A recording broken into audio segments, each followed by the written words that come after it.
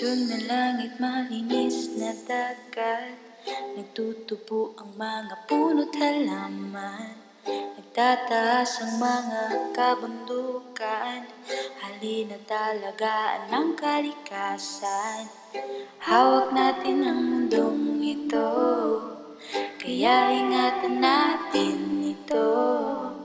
Ang buhay mo at buhay ko, nakasalalay sa mga gawain natin dito. Ang ating kalikasan dapat ating ingatan para iwas sa kapahamakan.